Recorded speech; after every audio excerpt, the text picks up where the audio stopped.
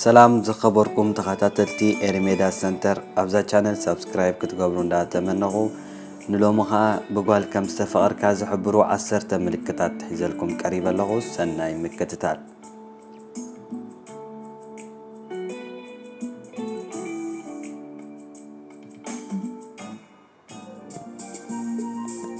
ብጓል ከም ዝተፈቐርካ ዝሕብሩ ምልክታት ንስኻ እቲ እንኮበታ ጓል ኣንስተይቲ እትእመን ዝበለፅካን ከም ምዃንካ መጠን ኣብ ልባ ዘለካ ቦታ ክትነግረካ ብቕንዕናን ስምዒታታ ክትገልፀልካን ምሳኻ ንምዕላል ምቹእ ቦታ ክትመርፅን እንተኽኢላ ተፈቒርካ ኣለኻ ማለት እዩ። ኣዒንቲ ጽቡቓት መግለጢት ስምዒታት እየን። ስለዚ ከተዕልላ ኮነ ክትጥምታ ከለኻ እትህበካ ኣድህቦ ክትከታተሎ ክትክእል ኣለካ። ተመሲጣ ድያ ብዓይኒ ፍቕሪ ድያ ጥምተካ ዘላ ወላስ ካልእ ከተስተውዕለላ ይግባእ። ምሳኻ ዘላ ጓል ተፍቅረካ እንተኾይና ኣዒንታ ካብ ኣዒንትኻ ኣይክትፈልየና።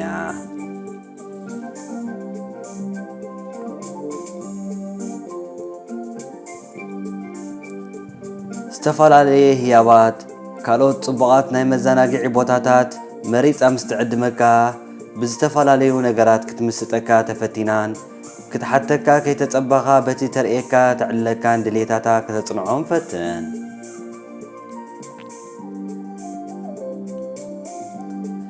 ናይ ብሓቂ ኣብ ፍቕርኻ ጥሒላ እንተላ ብዘይካኻ ካልእ ወዲ ኣይኮነንዓ ንስኻ ዝበለጠ ሰብ ኢኻ ንዓ ዕላልካ ክትሰምዕ ምሳኻ ብዙሕ ግዜ ከተሕልፍን እያ ትደሊ። በዚ ድማ ንስኻ ምሳኻ ኣብ ዓሚቕ ፍቕሪ ጥሒላ ምህላዋ ክትርዳእ ትኽእል።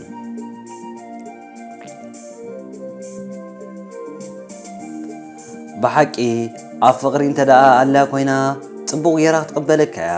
ብብሩህ ገጻን ፍሽኽታን ከተርእየካ እያ።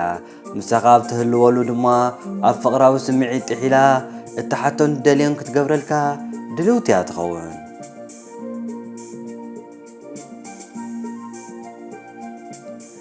ንምሳጥካ ወትሩ ድልውቲ ክትከውን እያ። ንኽትሓታ ድማ መንገዲ ክትከፍተልካ እያ። ድሌታትካ ጽኒዓ ምምሳጥ ኣብ ፍቕሪ ንምውዳቕ ክትጽመድ እያ። ስለዚ ንምሕታት ድሕር ኣይትበል።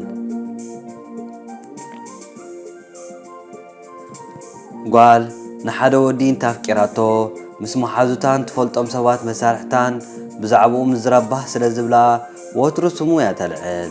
ምስኡ ክትህሉን ክትርአን ድማ ትደሊ።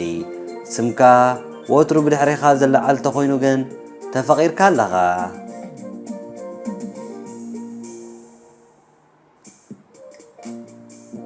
ጓል ኣፍቂራትካ ምስ ትህሉ ኣብ ሰላምታ ክትገልጸልካ እውን ትፍትን እያ። ፍቕራዊ ሰላምታ እያ ትልግሰልካ።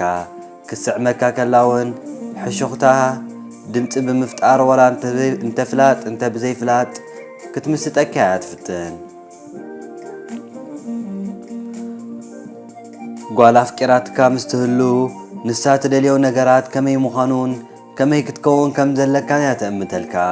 ወትሩ ከምዚ ክትከውን ኣለካ እናበለት ከተረዳእካ ትፍትን። ካባኻ ትደልዮን ትጽበየን እውን ትሕብረካ እያ። ስለዚ ኣድህቦ ሃባ።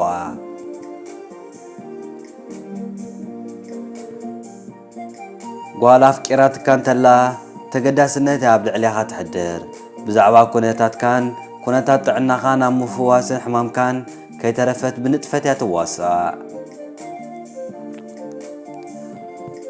እዘን 10 መንገድታት ጓል ፈትያትካ ከም ዘላ ዝሕብር እዩ። ስለዚ ንብዙሓት ካብዚአን ምልክታት እንተተዓዚብካ ከይተማታእካ ሕተት ክሰልጠካ ድማ ተስፋ ንገብር።